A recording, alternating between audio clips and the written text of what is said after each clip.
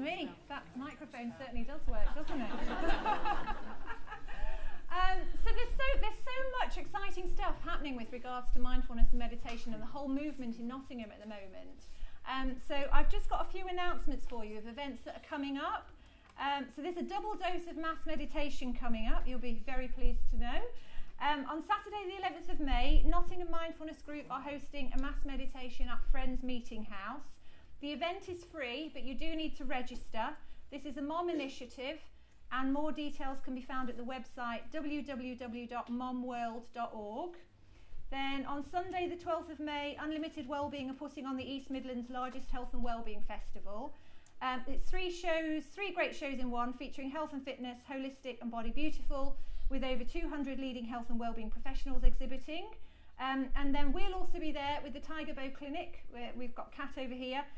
We're running the Eastern Therapies floor, and at 5 p.m. we will be facilitating a mass meditation as part of the Unplugged Space initiative, and I'm actually guiding that session, so I do hope you can make it. The mass meditation is free, and it's part of your ticket to the full day event, and general admission is £8.10, and full details can be found at the website www.motorpointarenanottingham.com. So lots going on. So, you know, this is just one event of these other wonderful events that are taking place this month as well. It's all very exciting. So one of the things I wanted to do with the event and with the grace and gratitude of davidji here is actually just bring different voices together. So we have here, we've got Sanj Korapal, who's the CEO of Unlimited Wellbeing, which is a wellbeing platform, and they're actually organising this big event at Motorpoint.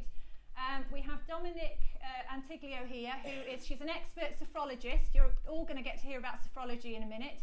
And she's really making waves. She launched her first book this year, and that's just launched in America as well. So if you Google sophrology, it's most likely you're going to get connected to Dominique, and she's come up from London today. And then also we have Layla, who is a local lady of Nottingham. Many of you know, I'm sure. She's the founder of Indigo Brave, which I think is 20 years into its history. Is that right? Yeah, and so you have a social enterprise, but also facilitates trainings in corporations, places like Rolls-Royce and other organisations. That's correct, isn't it? And mindfulness is a big part of Layla's work.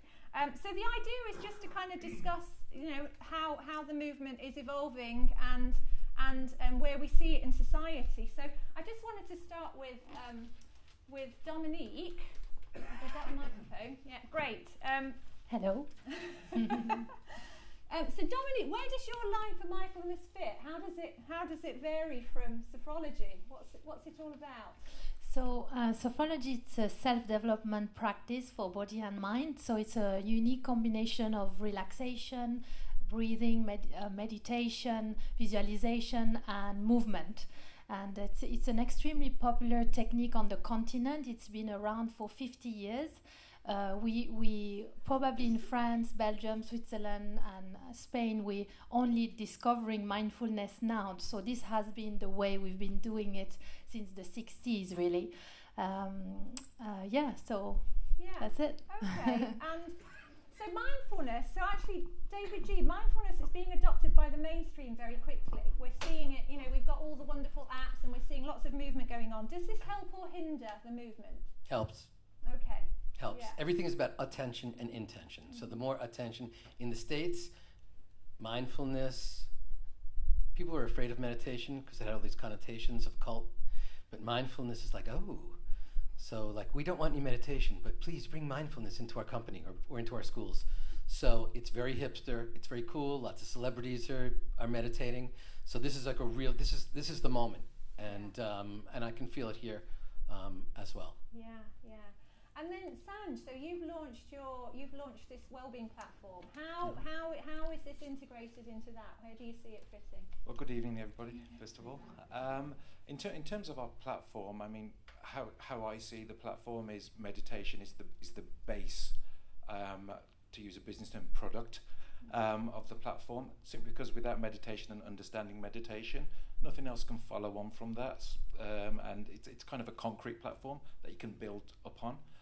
So really, in terms of our platform, what we always do is whenever we're speaking to clients or going to corporates, they want the singing and dancing solution, and sometimes they don't care what they pay.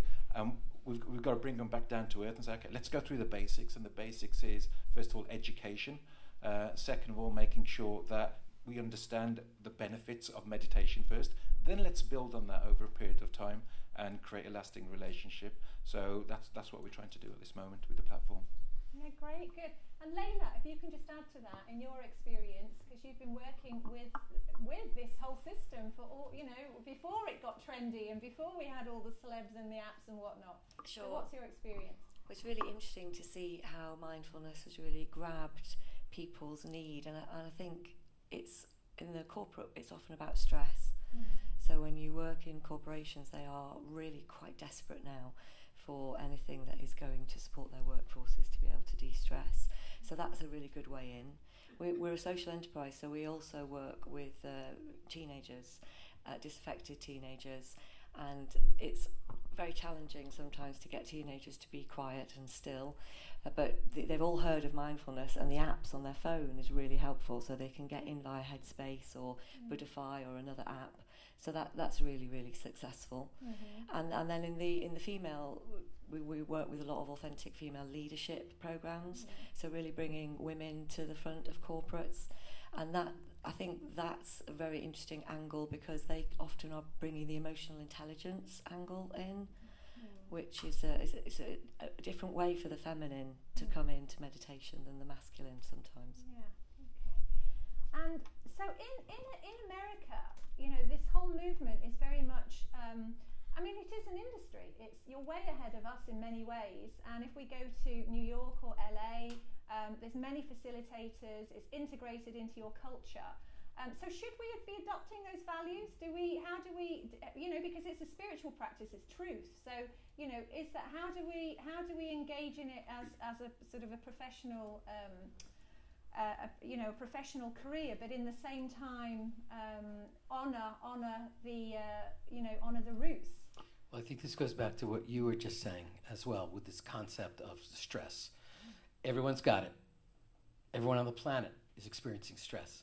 So if we have the opportunity to use that as the base conversation, because what I've realized is that we live in a little bubble. I live in San Diego. People say, "Oh, are you like a stoner surfer? A yogi Santa Claus?" And I say, "Well, no, I just never cut my hair after 9/11. I'm a New Yorker who moved to California. So I'm not even of that vibe."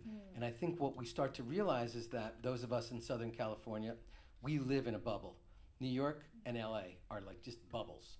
And the rest of the United States really needs a conversation about stress, not about awakening your divine feminine, not about connecting to the stillness and silence that rests within, not about, cosmic, connection, things like that. So having, the 90% of the world really needs to have the stress conversation.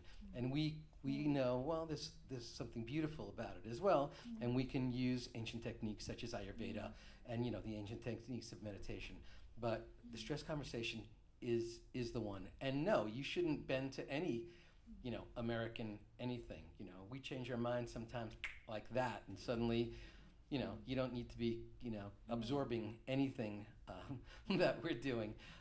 You just, I think what's beautiful about England and about the UK is that you always find your way. You always end up where you need to be. You may crawl through glass to get there, like we all do, but you'll get to that space that's the most authentic expression of these teachings. Yeah.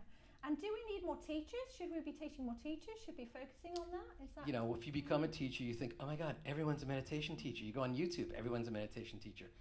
There's 7.6 billion people on the planet. There's more than enough everything to go around. The pie is big and getting bigger. And there's a slice for everybody. Extra slices. So as it grows, as the movement grows, as more of us integrate the techniques and practices into our lives, what happens when we move from the I to the we in mindfulness? Oh, okay. I think that's the natural progression, you know, as you start to connect with yourself and be more at peace with yourself, you have more space for encountering the other, and I think it's a natural progression, and perhaps sometimes you can't connect with yourself without being with others initially. So some people discover meditation through being with others, and so sometimes it's the we that supports the I, you know. So I think, it's whatever is true for you, basically. Yeah.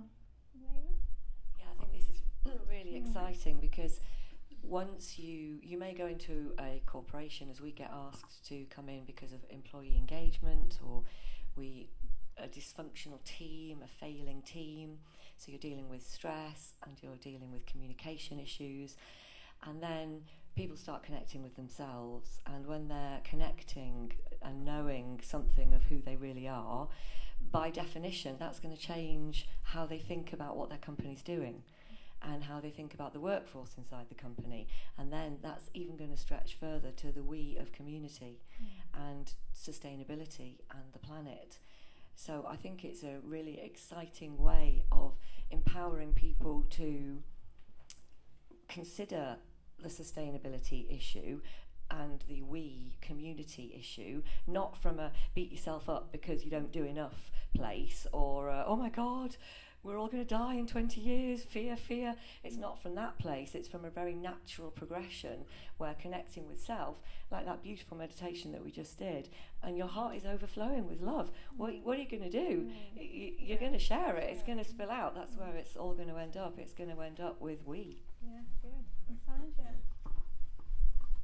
I think in terms of the we, I think it really starts with our children and the kids in the schools. The reason being is because they're innocent, and even if we were to train every teacher the basic meditation techniques, and for the children to take it back home, all of a sudden you're working it from both angles. And I think what we need to do, and what we are trying in London at this moment in time, is actually training teachers to do the basic meditation techniques, know the benefits of the basic meditation techniques, and what we're finding is the children actually going back home and trialing it with their mums and dads, only for about 5 minutes a day. It's not half an hour sessions, because they want to know what the children are being taught in school, and some of them are taking it up a little bit more. So it really starts with the children, I believe. And David? And I think this goes back to your question before. Do we need more teachers? Not everyone wants to teach kids. Not everyone wants to teach parents. Not everyone wants to teach teachers. And so suddenly we realized that everyone has their own desire to talk to a certain audience, to connect to a certain. Not everyone on this panel wants to talk to cops, or military, or corporations. So that's why abundance is good. Abundance in all things is good. Let it rain, and let it rain all different types, and have that totally diverse world of teachers and of people who can really connect. Because back in the States, there's like a whole bunch of past life regressionist, angel card readers, Reiki, dolphin, mermaid, unicorn, rainbow people. And and that's real. That's a whole community.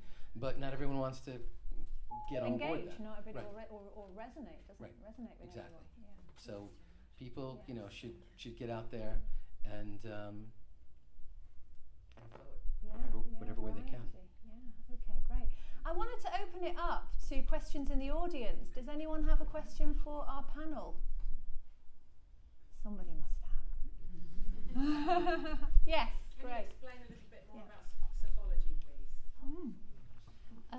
All right, what do you want to know? You said it was made up of lots of different elements. Yeah. Come together under an umbrella.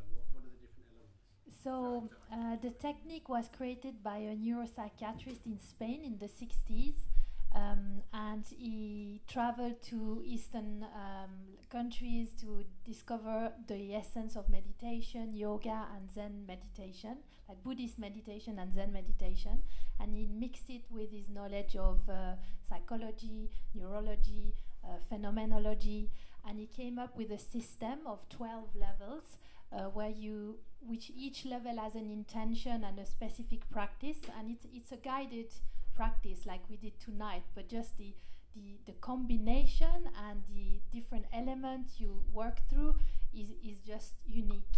So and every level has got an intention. So level 1 is all about grounding yourself in your body. So you will do, for example, in the relaxed state with eyes closed, after a body scan, you just stand and do certain movement, combining the breath to bring more awareness onto your body sensation and ground yourself in your body, be present.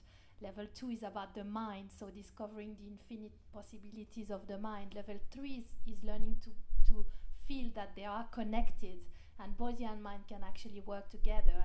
And level 4 is once you found a stronger center within you, what's the purpose of that center? And Sophology doesn't say you have to do this or this. It gives you a tool to discover what's in your heart and how you want to use that, and so on until level 12, where you basically explore,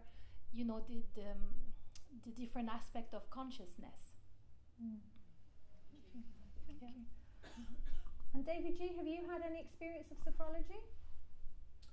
Only a couple of practitioners of it, but I'm dying to read the book, so I will get busy on that and report back to you. Okay, great. Okay. Anyone else? You mentioned with regards to children, I have a small child who does not stop moving.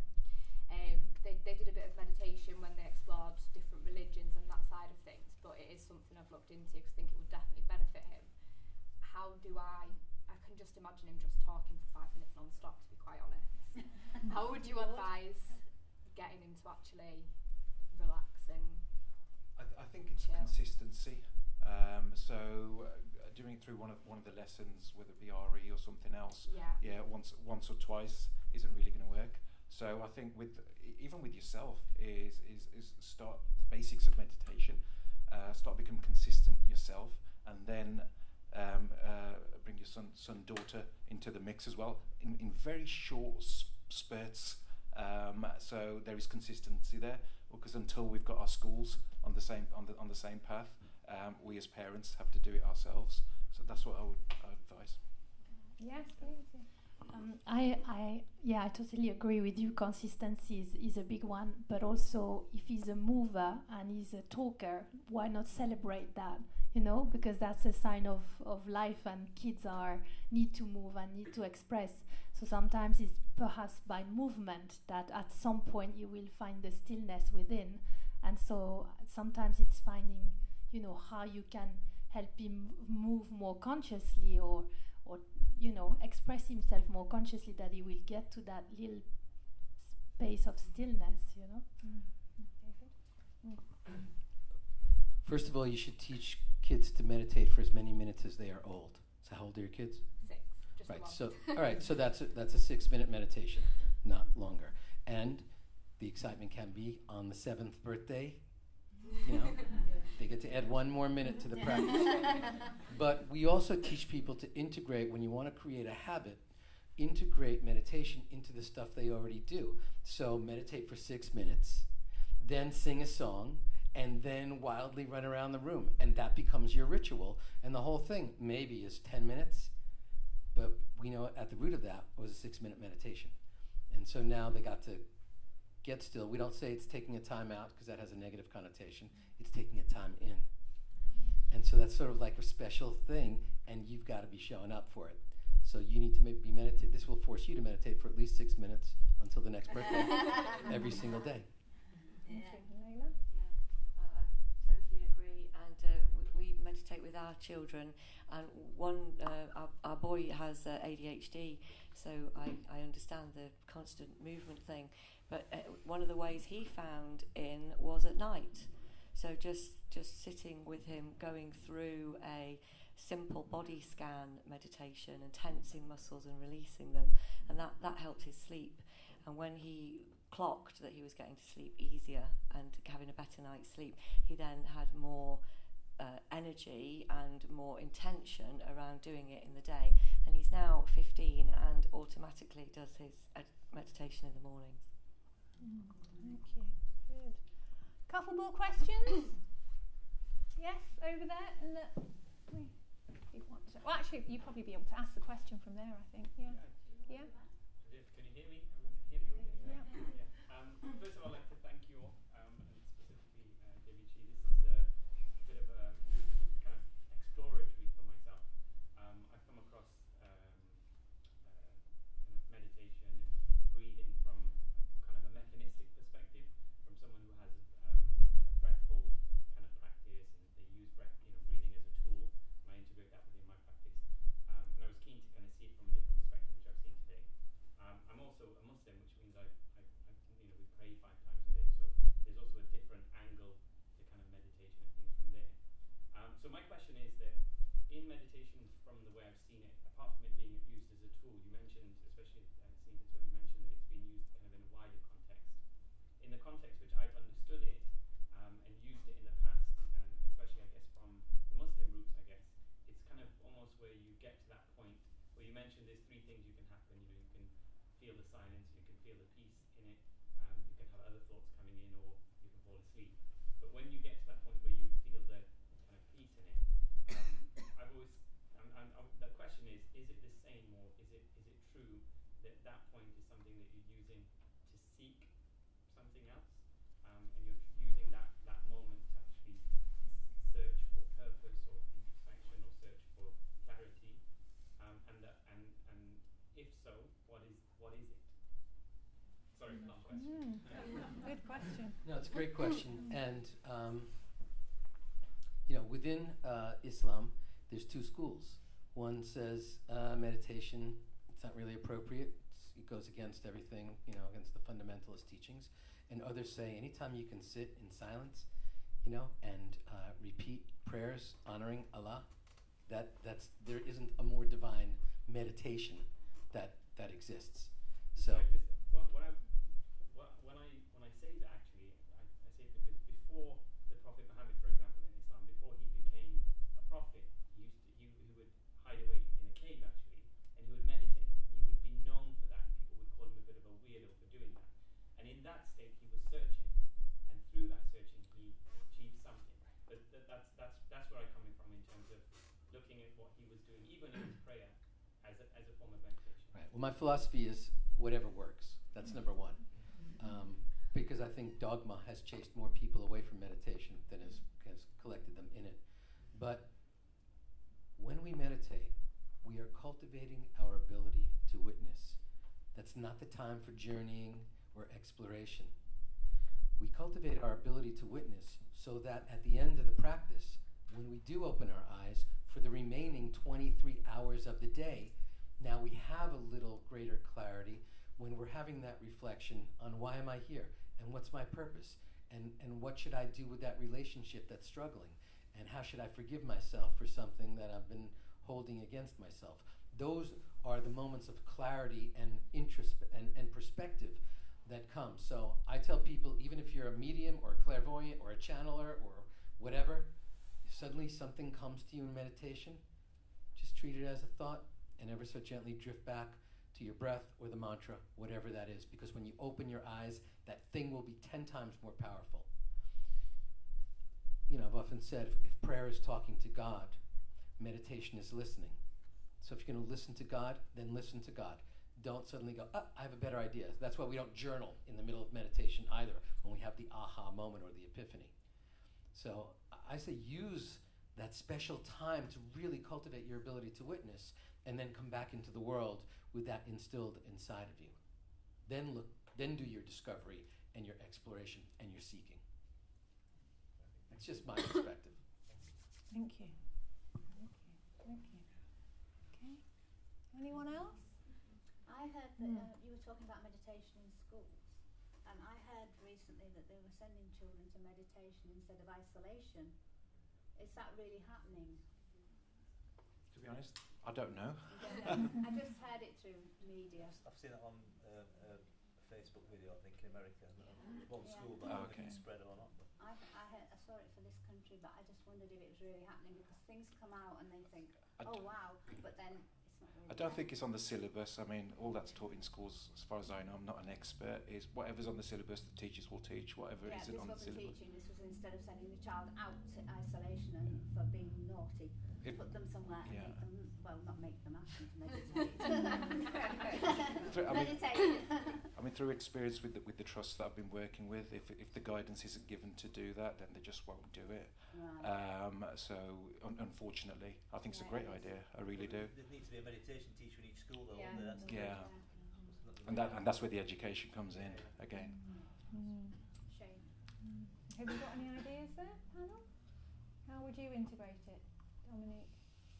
Yeah, I think, it's about awareness and stopping to think that our kids are naughty, I think it's about accepting where they are and making them realize what they do and how they can do differently. So it's about awareness again, and I think any practice around meditation and that brings more awareness will just help the kids to grow in the right direction. So I think it's not the formula is not that complicated. It's more about how society really ready to move into that direction at a bigger scale, Yeah, we run the Self Camp every year, which is for young women from central Nottingham. We take them out into Sherwood Forest, meet Robin Hood, and we use awareness for working with the issues that a lot of these young women are facing, and we all know about the self-harm numbers and the body consciousness and the image stuff that these kids are just hurled at the whole time. So what we find is a particularly useful meditation is to do it together, because they're creating a sisterhood, they're creating a circle of women, and they are going into themselves and really coming up with some self-love and finding out that there isn't anything wrong with them, really. Lovely, thank you. And one more question. Anyone at the back there? Yes, two more questions. Okay, Steve? Yeah. So, I'm just wondering when you come to Sheffield first. When are we coming to Sheffield? Yeah, I mean all of you really, but especially David as well. You know what I mean? Nice Sheffield Wednesday fan, you see. That's why I was talking. By the way, if anyone didn't get this joke, Kelly, Blades and Owls. David forgot he was in Nottingham. He thought it was in Sheffield. Because it's England, you see. They think we're in London, don't they? London. But so he got distracted there. So and if you're not into football, you still don't know what I'm talking about. So Owls and Blades and Sheffield Wednesday and Sheffield United. So he's an owl. He's an owl. My spirit animal is an owl. And my dear friends from Sheffield are Blades. And Steve is an owl fan. So, of course, he instantly tried to get to me first when I came here by giving me an owl jersey to wear, my special owl jersey. Football shirt. Football shirt. You don't use that word, jersey? No. Okay, so football shirt. Jersey's an island somewhere. Okay. And so instantly there was like this battle of the Sheffields before I even came into you guys are, we have 3 teachers in Sheffield, 3 really super qualified meditation teachers. We'll come there when you guys start teaching a lot more. So the pressure's on you. I also wanted to comment on this thing. I think I echo, Dominique's sentiment on that. We don't want that negative correlation. Like we were going to send you home, but instead we'll send you to meditation. That's why we stress it's not a time out, it's a time in.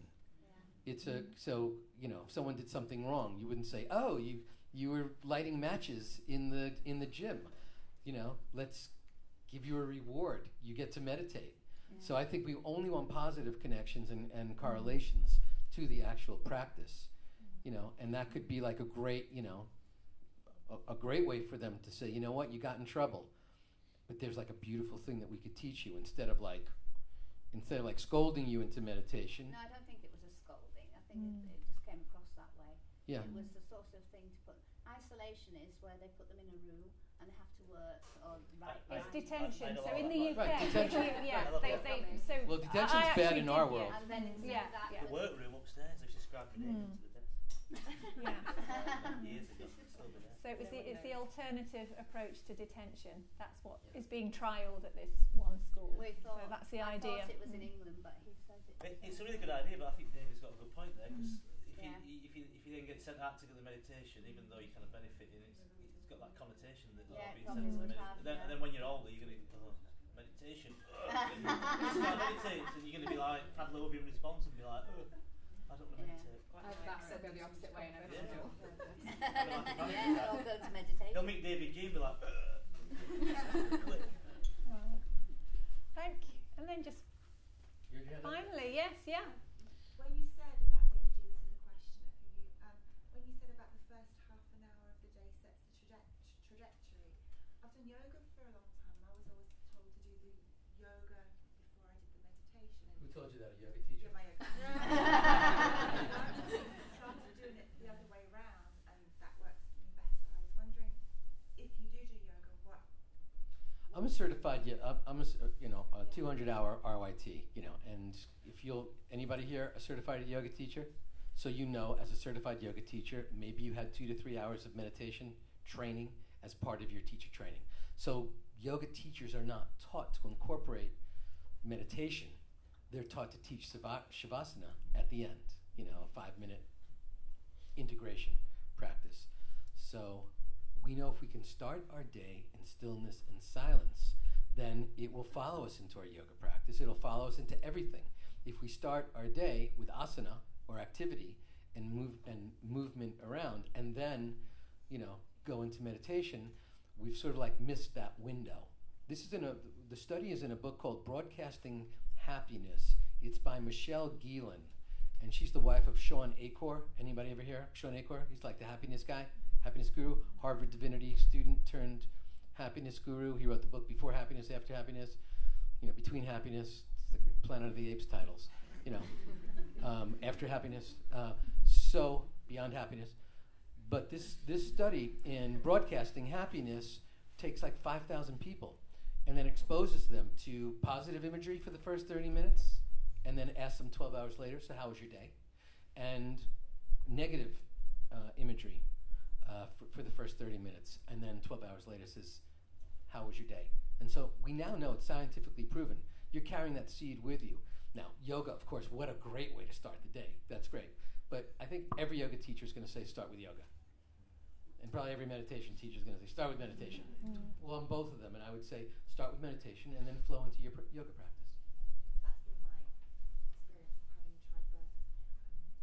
Can I just say something quick? I've got 2 kids. I've got an 8-year-old and a 12-year-old. And I only started meditating every day within the last 12 months.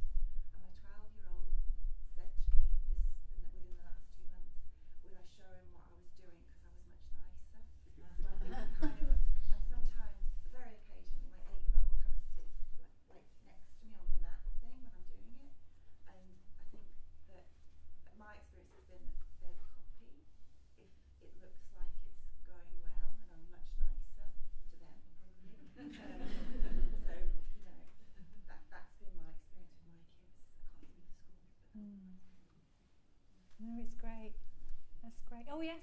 Yes, please. David, Mm. what do you want on your tombstone? Had such an amazing time in Nottingham.